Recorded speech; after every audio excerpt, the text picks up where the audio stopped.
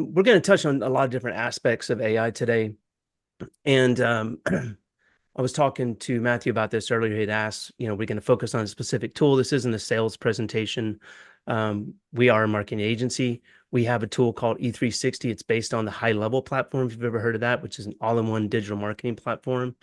But what we've done is we've integrated AI into that platform. But I'm going to touch just briefly on that at the very end. But really, it's just kind of it's more of an introduction because a lot of people don't understand how to use AI and some of the tools out there. They don't even know what's available. And it seems like every single week there's a new tool popping up. So it's very confusing for everyone. But real quick, I'm going to just kind of talk about where we come from. We're a small agency. I started this agency about 9 years ago. It's actually July of 2015. So it's been just at 9 years. And we started off as a social media marketing agency and quickly morphed into a local SEO agency. And that's, excuse me, what we focused on for the last 8.5 years. More recently, we've kind of integrated different tools in this, but the reason being is because we just saw a need for things. We were bringing leads to people, but they didn't have systems in place. They didn't have a way to process these leads. So what we really promote now, and this will be my only promotion on this really is a lead flow system. And it's basically end to end, whether it's coming from SEO organic or it's coming from paid ads or social media, whatever. We're bringing those people in the system, processing them, converting them, get in to book that consultation. And then post consultation, after you do your work, they become a client. We have automations in place to get reviews, surveys, drop into newsletters and things like that. But we are a small team. We have a couple of VAs working for us as well. And for the first time ever this summer, we have an intern, a marketing intern, which is pretty exciting. I basically, after a couple of weeks, just handed the social media reins to them, Abby, and she's taken over doing a great job there. But we're able to stay small just because we utilize automation and now AI tools to make our whole business run very efficiently. So I'm going to do things kind of in reverse. So I'm going to talk about what you want to avoid when using AI first, and then get into some of the ways you can use it in an ethical way. And real quick, I'll tell you, I'm on the tail end of COVID. I was talking to Matthew about this. So my voice kind of keeps going in and out. So I apologize if I have to mute myself and cough a few times. But the main thing I tell people to avoid is unstructured content production. The advent of ChatGPT about 1.5 years, 2 years ago was amazing. And people could just type something in and it would create it. People still do this. Things like I have the example on here, write an article about asset protection. ChatGPT will write it and it'll look pretty good, but it's not really helpful content. It's just it's regurgitating stuff that's already been told to write, basically. And the search engines don't like that stuff. I mean, there's been an explosion of content that's hit the web over the last 1.5 years. And Google's really cracked down in particular. They don't mind it being AI. They're happy, and they have their own AI tools and they promote them. But what they don't like is just putting stuff out there that's not helpful. It's all about helpful content. So the way to produce helpful content is you really need to learn how to prompt. And I'm going to use that term a lot. I'm going to describe it and go over some examples here in a little bit. But you have to prompt these AI tools to produce the right kind of content. And it's not just the content, it's also things like the chatbots and things like that are connected to AI. Also, some common sense things like vital decisions. You don't need to be using AI when making vital decisions. So you always have to ensure that there's human intervention with these. Blindly trusting the output. We were talking about this. Some of you may come in on the tail end of this, but it just AI cranks out stuff that you don't even know if it's right. It makes up stuff all the time. It'll just go off on tangents. I mean, it really only knows what we give it. So it's super important to prompt it properly. And then the way to avoid getting some of these false references is always ask the AI to provide links to any kind of statements it makes about facts online. Now, ChatGPT, as well as like Perplexity, Claude, these tools can access the internet. In the past, they weren't accessing the internet. They were just working off of data that was fed to them over the last year or two.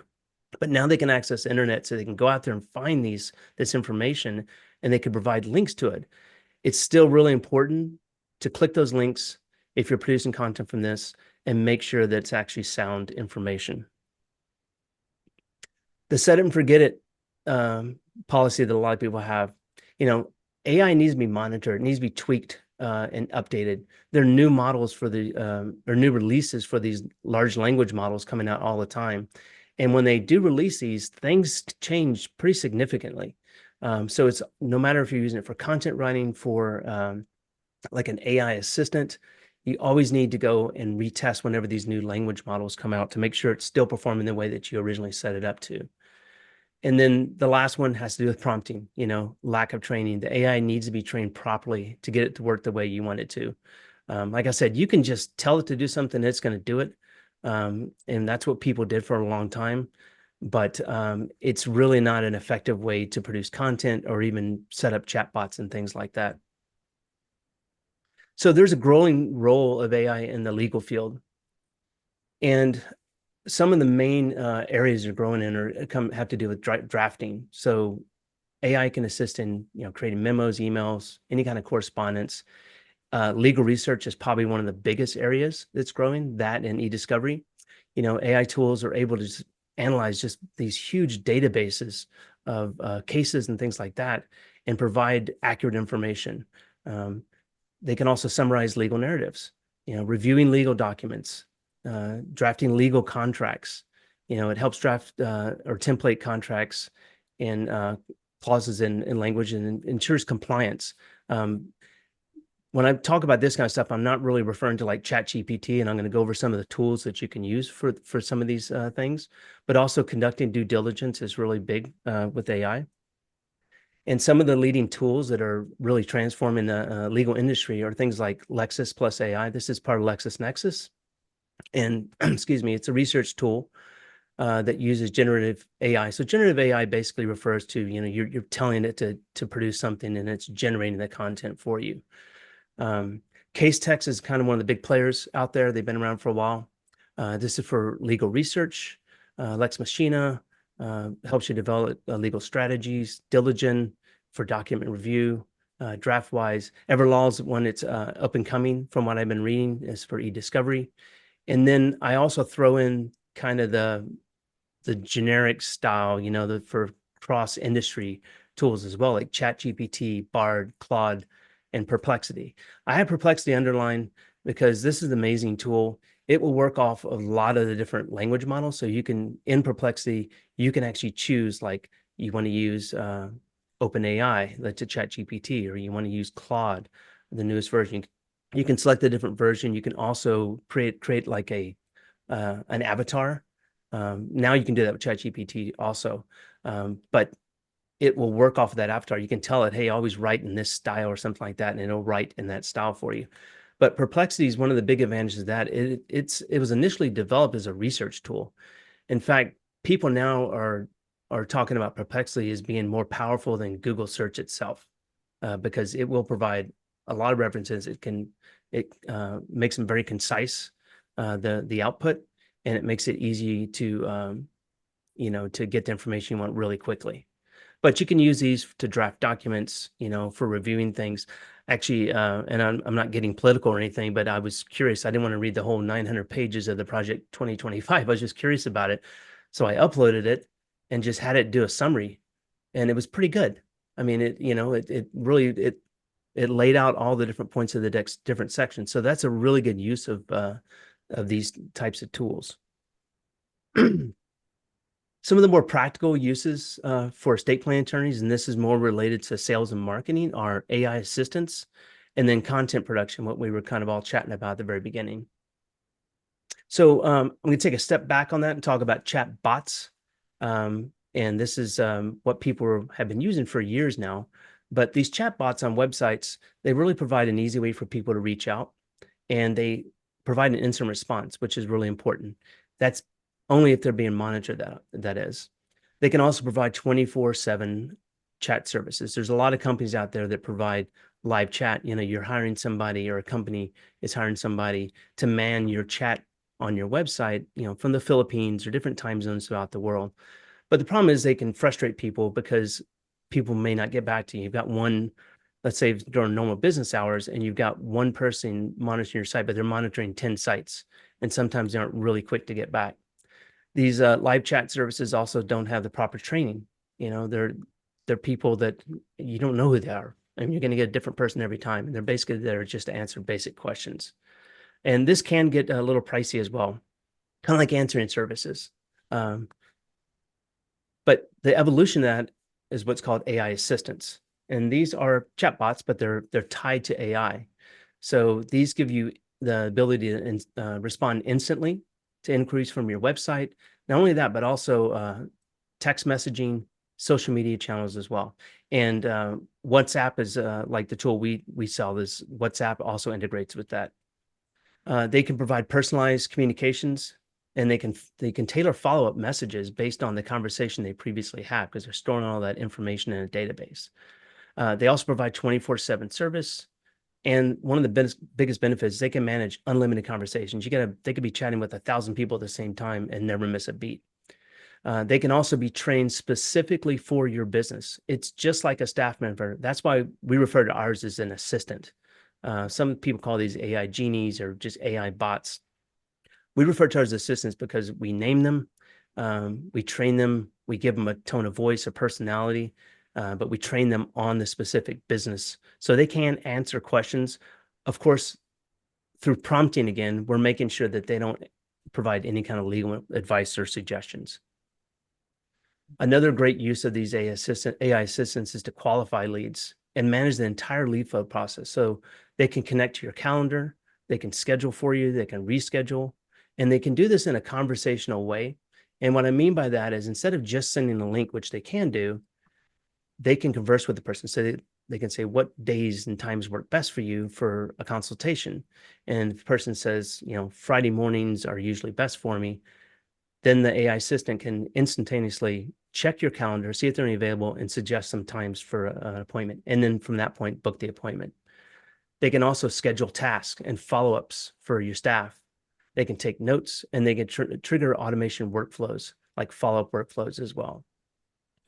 We can also set up like multiple AI assistants that are specialized for one particular thing. But one may just be an FAQ type assistant, and they can hand off these conversations to the other assistants.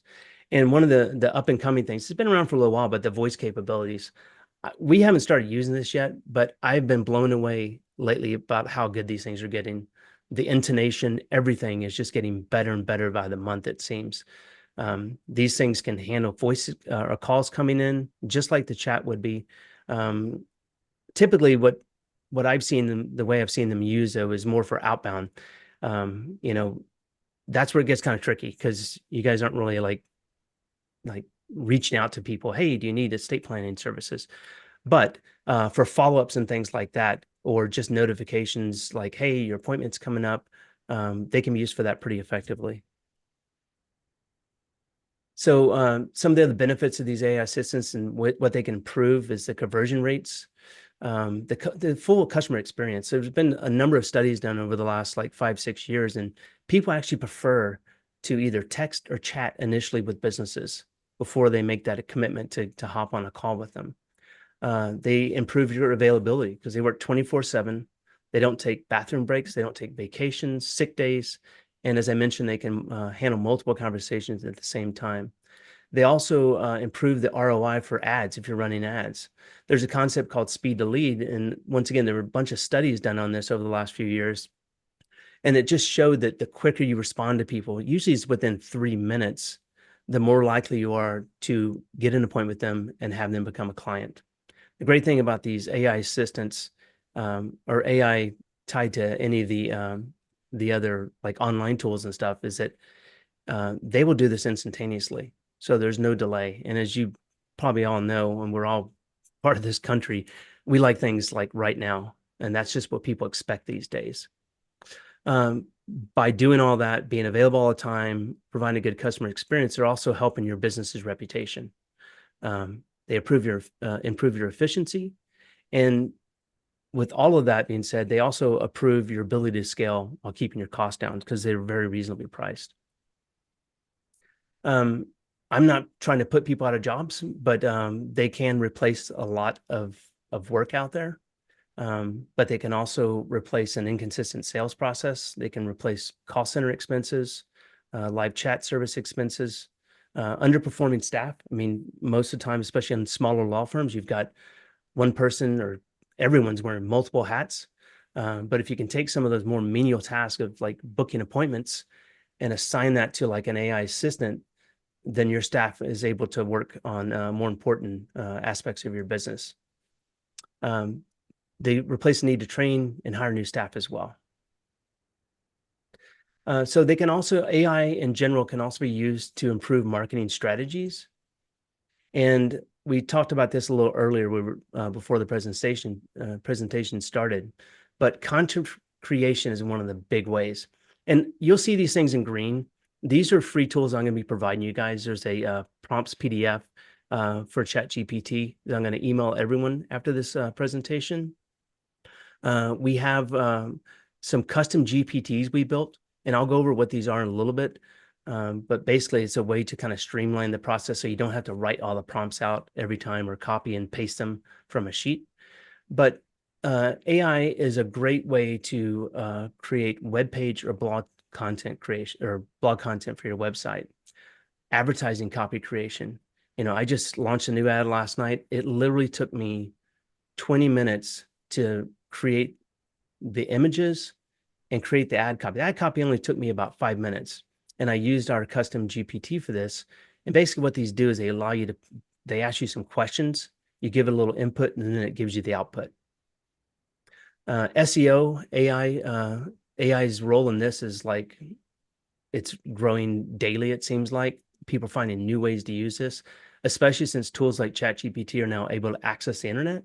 You know, you can use prompting to basically do a competitive analysis or a content gap analysis with your competitors. So you can use these tools to figure out what they have on their site that you may not have on your site. Now, in the past, this was a full manual process. And even for just analyzing 3 of your competitors' site, it would take, you know, a couple hours to do this. It literally you can get this done in 10 minutes now with the help of AI. And I've got a prompt in our this Power Prompts guide that I'm going to give you guys at the end that allows you to do this. Image creation is another way. It's still a work in progress. You probably have seen some of these images as I have that, you know, you've got 7 fingers on one hand or maybe an arm coming out of the side of some guy. AI doesn't quite have it down yet, but it's getting better and better. And once again, it all comes down to prompting. You know, when I create an AI image, I basically tell it, leave the, you know, just headshots or something like that. But one of the big advantages of using AI to produce images is you can avoid copyright issues. There's a company out there, I don't know if you guys have ever been served any emails by CopyTrack, but the irony is they're using Google's AI image search for their clients. They'll take an image of one of their clients and they'll upload it and they say, tell me all the sites that are using this image. And they'll get a list of 200, 300 sites. And then they just blanket email all these sites, telling them, hey, you know, it looks like you're using this image on your site and we can't find a license for it. Well, first of all, you don't keep image licenses on your site. So they don't know, but they're just hoping that you're not going to have it or you copied it from another site. And they're telling you that you need to pay like $1,000. And this is a legitimate company. It's not, you know, it's not a scam of some sort, although it seems like it, because I've heard that they will collect money sometimes. If you have one image on your site, they find it's probably not a problem. But if you think about, you know, you've got 50 images, that adds up to a lot of money, and they'll hand it off to the law firm at that point if you can't produce those licenses. We have 2 clients that have been served this, and we've had this happen to us, our own company, twice now. Luckily, every single image we've had a license for because we don't just pull things off the internet. So we've been able to prove it, but it's a total hassle. But AI generated images, if you can get them to work for you, you can avoid that. There is that concern that a lot of people brought up. It's like, if ChatGPT is producing this image for me, or excuse me, DALL-E, is it mine or is it theirs? But the overall consensus is that you own it if you create it there. AI is a great way to create email campaigns. I haven't manually written an email campaign in a year, and we send a ton of them out. But you can give it the topics, you can give as much information as you want. You can say, hey, I want a 5 email drip campaign, and it produces it for you in a matter of a minute or 2. Your Google business profile optimization, this has to do with local SEO. Excuse me. But you can use AI to help you with your categories. You know, it can analyze some of your competitors out there, and maybe they're using categories you're not. The services you list on your Google business profile, most people never write descriptions because it's just kind of a pain. But you can just have AI create all those service descriptions in a matter of a couple minutes. Website and landing page design. So we've been using a tool called Divi, and I don't know if you guys are familiar with that. It's actually now the most popular WordPress website builder in the world. But last year they launched an AI feature, and initially it was just for the content, and then they added images. Now it's full blown. You can create, let's say you want to create a page, you just type in a prompt and tell it like the style, the colors you want to use, the kind of layout design, the tone, and it will create the whole thing for you, including images if you want. And actually, I think it was about a week ago, they came out with these fast websites through AI. And now you can create an entire website. So I tested, it created like a 10-page website in about 5 minutes. And it was pretty good. And all these things are fully editable. So we're able to go in and basically tweak it to get it the way we want it. But it saves hours. We've been doing web design, for 9 years now. And it takes weeks normally to create a website. And the scary thing is, like I said, I'm not trying to push people out of jobs, but the days of like the small business web designer, I think, are pretty limited with tools like this. I mean, it's sad in some ways, but it's here, and you can't, it's not going backwards. So social media posts, we create a month's worth of social media posts at a time. It takes about 15 to 20 minutes using AI. We have it create the topics. We use those topics, have it create posts with those. And then we have a process, and I can share this with anybody. Once we have a process where we can upload that list, a spreadsheet with the topic and the content into Canva and their bulk upload, and use merge fields to put that information on the image and create 30 posts like in no time at all. And then we can go in and tweak the images a little bit, depending on what the topic is. But a great use for AI in that. So AI is also used to, or can be used to improve marketing strategies. I think I already did this, sorry. I skipped a slide there, sorry about that, guys. The messaging is also another great use for it. Online review responses, we have a review response generator. It's a custom GPT that I'm going to give you guys. It's really cool. Reviews are huge for local businesses. And I talked about the speed to lead concept. That also kind of applies to review responses. Google tracks all this, and it's hard. I know you get a review and you're like, hey, I got a review, and then you get busy, you get back to work. And then a week later, that review is still sitting there. Google knows how long it takes you to respond. And some people it's like, oh, I don't have time to sit down and write a response to this. But this will shave that time off almost completely. So this response generator, you basically will put your name, your email addressing, especially if it's like a negative one, and put the reviewer's name and just copy and paste the review in, and it's going to produce a reply for you. I would say this is really useful for any kind of negative or not so positive review, because it takes that emotional element out of it. I don't know, you guys have probably heard of like the horror stories about, some business owner going off the rails on somebody that gave him a bad review. Those reviews are there for good. People see them. And I don't want to work with a business with a business. It's like leaving those kind of responses. So this kind of takes that personal element out of it, or the emotional element. Email responses, you can use it for that. Social media messaging, all of these can be automated as well. I'm not 100% there. I don't like hand the reins completely over for these kind of things, but it's there if you need it. Mm-hmm. So I've talked about prompting a bit here, and I'm going to go over what that means. So it's basically just giving instructions for these tools to generate a response or complete a task for you. And you don't need to copying this down. I've got all this in the prompting guide. But one way to use this for content ideas. The days of just cranking out a bunch of content for your website are over. Google doesn't like that. And, 10, 12 years ago, they're like, hey, just crank out as much content, put it on there, and you can start ranking for things. Now it just needs to be high quality content. So you don't need to create 1,000 content ideas.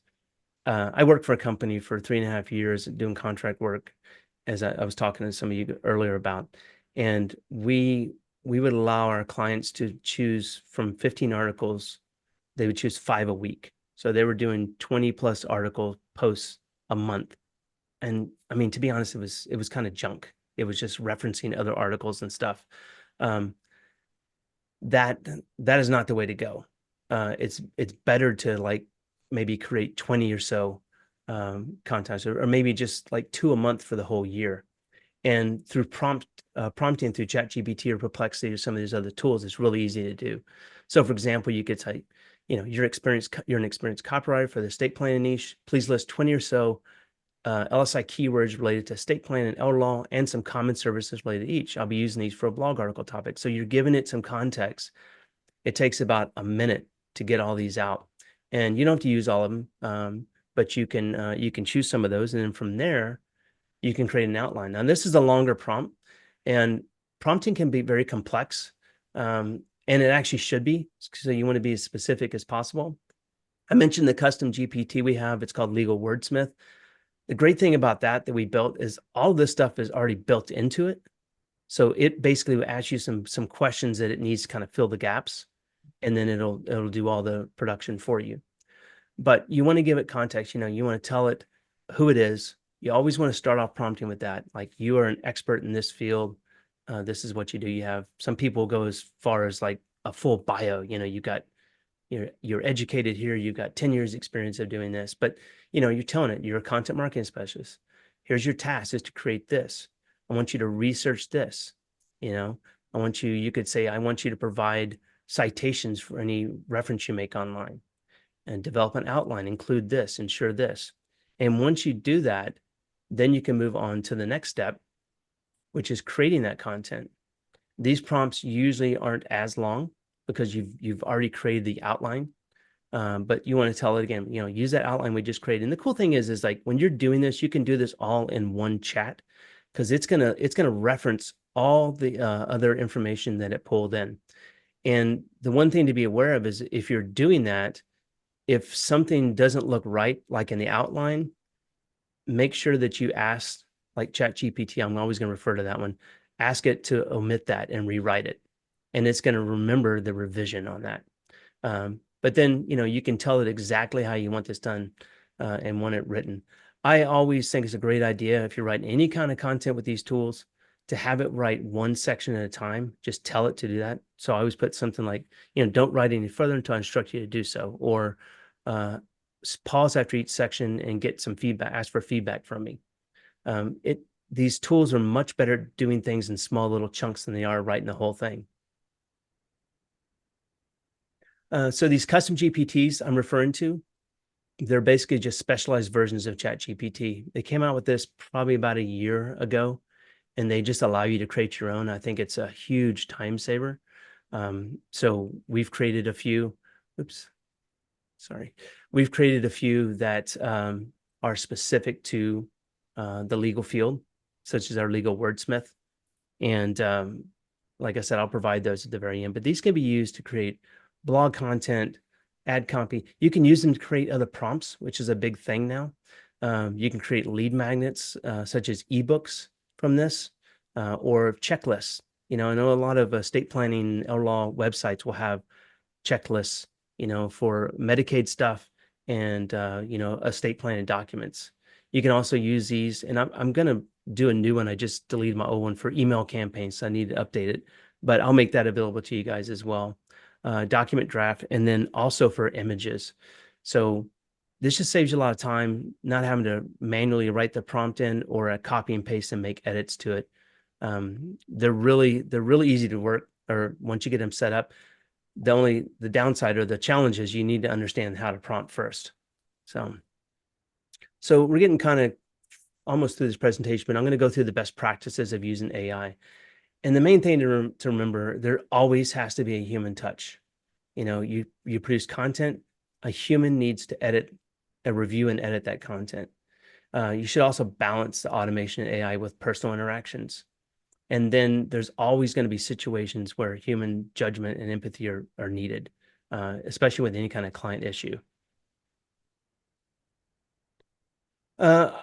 Implementing AI responsibly is really important. I think Audrey, you were talking about this earlier, right? From what I could tell, data privacy and things like that.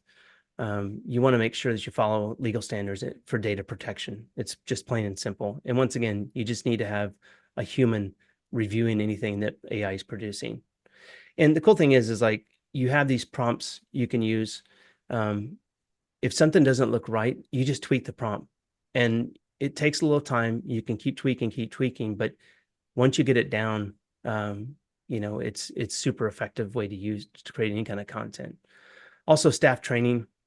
You just got to think about it. It's like you hired somebody and said, your job is to, schedule appointments for me. You wouldn't just leave them there and in a room for 2 months and not even talk and check in with them. So you need to make sure that your staff is trained on these AI tools, make sure they're using them effectively and ethically. Sorry, I just went blank there. It's really important. You got two training to do. You got to train the AI tool, and you also have to train your staff on using this. But if you put a process in place like an SOP, to get people trained up on these tools, it should be pretty simple. And you could probably use AI to produce that as well. So I'm going to run through real quickly how we use AI for our clients as well as for our agency. So we use it to enhance customer engagement. Because we have our AI assistant attached to not only our website chat widget, but also text message numbers and our Facebook and Instagram accounts as well. We use AI to capture leads, and this comes through the Facebook interface through Messenger, as well as our website widget, our chat widget. It's also really useful, and we do this for our clients too, to set up FAQs for them. This is basically through the AI assistant to just answer any of the questions. It's kind of twofold the way it helps. It answers the questions, but it also trains the AI and if to stay within the guidelines that you want it to stay within. And one example is that when it comes to pricing, because people always ask, how much does it cost to get a will done? And a lot of law firms are out there doing flat pricing for things like that now. But if you're not, you don't want the AI just making up something. So you can put that information in the FAQ. It's like, hey, you need to speak to one of our advisors first. AI assistant also is used to produce higher user engagement. We also use it for what's called missed call text back. It's a really cool feature of our E360 system where we actually purchase numbers for clients. They're virtual numbers. They're forwarded. All the calls are forwarded to the main number, but if the call isn't picked up or if it goes to voicemail, the tool will automatically send a text message back to that person because most people are calling from cell phones now. And the text message could be something like, hey, sorry, missed your call. Could you let me know what you're calling about? And if they reply to that, then the AI assistant can kind of jump in and do its work, which is typically, drive them towards a consultation. We use it for Facebook ads, and we do this for our clients as well because it's able to lower ad costs, especially with Messenger ads. I don't know if you guys have run many ads, but Facebook ads are getting a little more expensive now, but the Messenger ads are pretty cheap, and they're less threatening or intimidating, I should say, for the leads because you stay on the Facebook platform. You don't have to give any information. They come in, Facebook already knows who you are because you're on the platform. So you don't have to ask for that information, and you can kind of walk through the process of booking that, answering their questions and then booking an appointment with them right from Facebook. There's also the instant interaction and gratification that these assistants provide. And as I mentioned before, they're always available, which improves the customer satisfaction, and they can be customized. These conversations can be customized per individual user. And this is how it looks. So it doesn't matter what channel people are coming in from. They're coming into the platform that we provide. The AI assistant's attached to that. And typically, it's going to work towards whatever goals or objectives you set, but typically it's to book that consultation. And the AI tool will work towards that. It gathers information from them and stores it in the database. and then it drops them into a reminder workflow. So anybody who registered for this webinar was dropped into a reminder workflow. We set that up for all of our clients. It just helps make sure people show up for their appointments, which is kind of sad, but I know even in estate planning, people won't show up sometimes. Or like in our case, when we showed up and they didn't have us down on the calendar. But then the appointment comes and then you guys do your work, you close the deal, you do any kind of work that you are contracted for there. And then once they become a client, they can automatically drop them into review requests, campaigns, surveys, or newsletters. The cool thing about this is out of this entire lead flow, the only thing our clients need to do is show up for the appointment, close the deal, and do the work. Everything else is taken care of. And what that leads to is the ability to scale. AI and automation helps bring strangers in, turn them into prospects. And you guys have probably seen flywheels before, but turn these prospects into customers and these customers into promoters. That's usually done through like reviews and referrals. And that brings in more strangers into the flywheel and the cycle continues. These are some of the main aspects of our lead flow system, or I should say any modern lead flow system. Integrated AI assistance, reputation management, calendar system. And I don't think I pointed this out, but these tools are amazing the way they can connect to these calendars. So you can have multiple calendars for different staff members, depending on what the thing is. If it's like a new client consultation or a current client meeting, and the AI is intelligent enough because it can ask these questions and drive them to a specific calendar based on that. But there's a landing page builder. There's an ads tool built in, a universal two-way messaging system that works on multiple platforms, the missed call text back, workflows and automations, and then the mobile app to do things on the go. So as I mentioned, I'm going to just follow up after this webinar with an email to all you guys, anybody attended, and it's going to have these custom GPTs. They're pretty self-explanatory, but you do need to have a ChatGPT account. You can, if you don't have one, you can just set one up for free through openai.com, and you can use the free version for any of these. But once you set it up, just make sure you're logged in, and you can click on the link for the custom GPT and use it that way. There's the legal wordsmith one, which helps you create the outline and then works towards creating the article based on your input. The review response generator, and then there's a PDF that I'm going to include as well for power prompts for ChatGPT.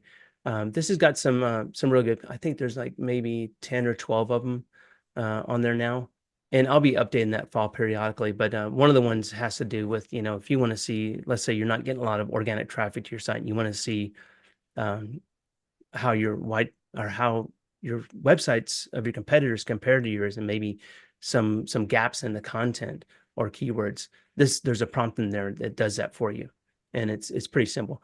Most of these are just copy and paste, and you can there's little sections and it'll highlight them things you need to change on there, like your website address or your competitors and things like that. But also I'd like to offer a free strategy call. If anybody wants to hop on a call, there's going to be, you don't need to copy this down. There's going to be a link in the email I follow up with. We can spend 20, however long it takes, but usually it's about 20 minutes just to gather some information about your business and just take a look to see if there's some gaps that we may be able to help fill. At the least, you're going to probably walk away with some information that can help you help your business a little bit. I did sales for 18 years. I'm not a hard sales person. I just don't like it. And I will be the first to tell you if it's, hey, I don't think, you need this. Or maybe if it's something we don't offer.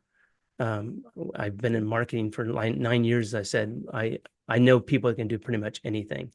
But anyway, that's all I have for today. I definitely want to open it up for any questions. If you guys have any, let me just stop sharing my screen if I can get that done. I don't know. There we go. You guys have any questions? I know I threw a lot out at you.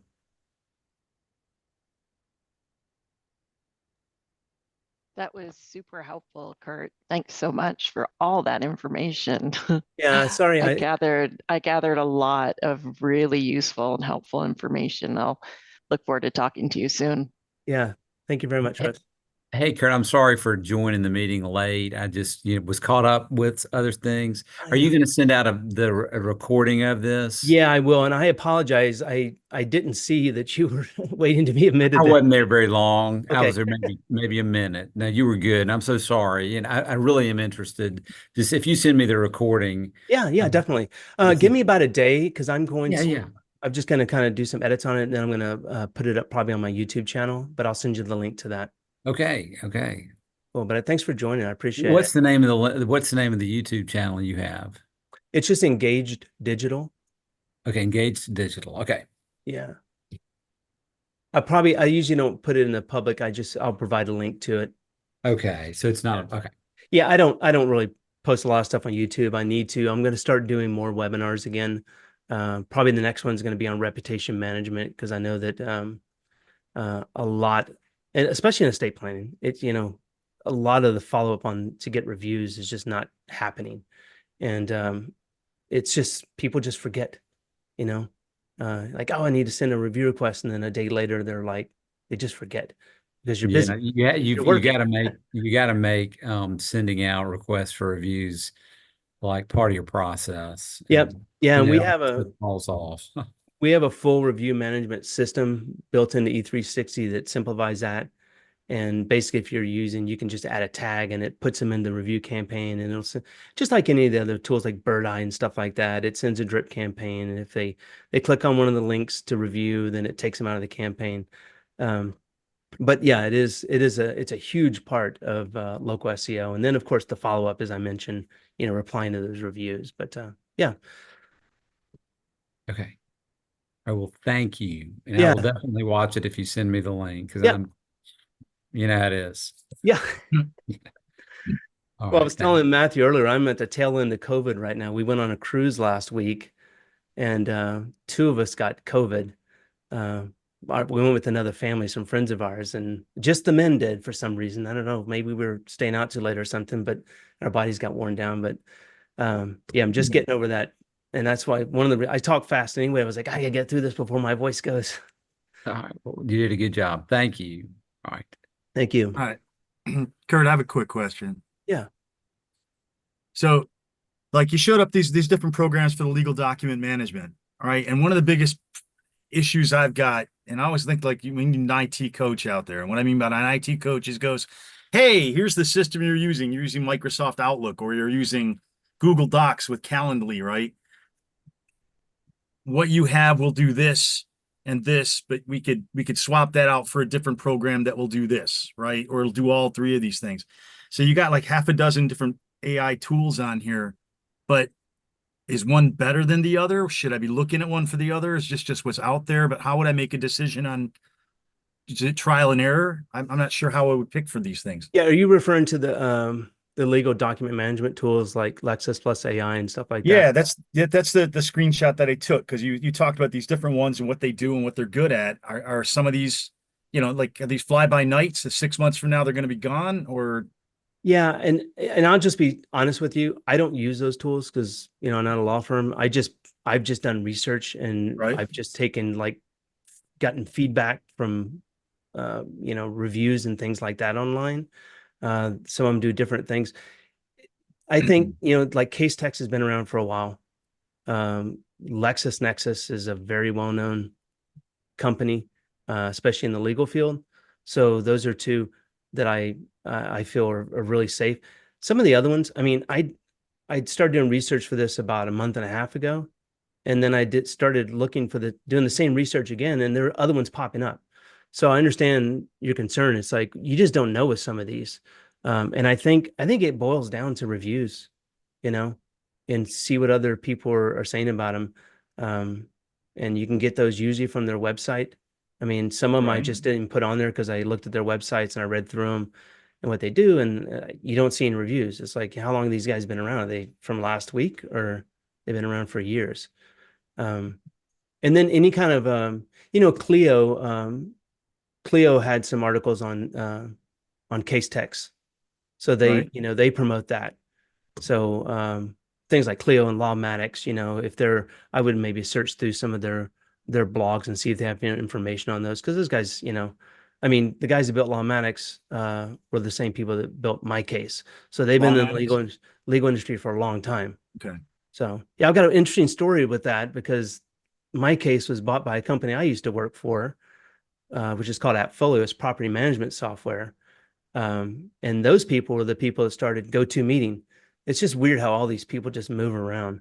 But the my case people, yeah, they I mean, they're attorneys, you know, so they're all in on just legal software. So if they're promoting something like CaseText, I would say it's probably pretty safe. And Yeah. and so like I'd heard two other things. There was Mind Studio, Cassidy, Suno. I had been to another thing on generative AI, and they'd done the same thing that they said you did, which is they uploaded a contract and said, I'm meeting with somebody in 5 minutes. It's 20 pages. Give me the highlights. So I need to know what to talk about. And he did this in front of a room of 50 people. You know, and 30 seconds later, it pops up and little arrows going, okay, you know, there's this, this, and this, so that the lawyer could walk into this client meeting that he didn't prepare for. Yeah. That he had no right to actually be taking because he didn't do his job. Yeah. Right. But AI gave him the talk points so he could kind of BS his way through it and make it sound like he knew what he was talking about. Yeah. And so that's what's, you know, we talked earlier, that's what kind of scares me on Yeah. this, is allowing people who shouldn't be doing stuff to do stuff. Yeah. Yeah. And for me, it's more on a personal level. I wouldn't use it in a professional way.